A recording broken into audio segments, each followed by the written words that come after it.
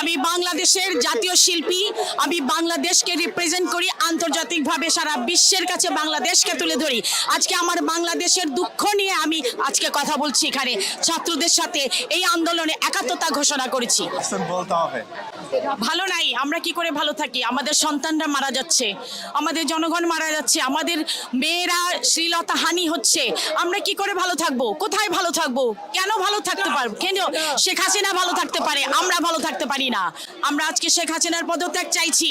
তিনি একটা autocracy terrorism করছে, অটোক্রেসি চালিয়ে যাচ্ছে, একটা অটোক্রেসি রেজিম তৈরি করেছে। আমরা এটার প্রতিবাদ জানাচ্ছি, তীব্র প্রতিবাদ জানাচ্ছি।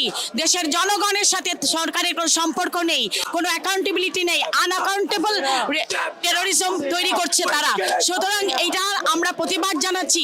আমাদের সেনাবাহিনী, আমাদের পুলিশ, আপনারা কি করে দেখছেন আপনাদের সন্তানরা শ্লীলতাহানি হচ্ছে? কি করে দেখছেন আপনাদের সন্তানের বুকে গুলি মারছেন? সংখ্যাকে আবু সাইদকে হত্যা করা হয়েছে।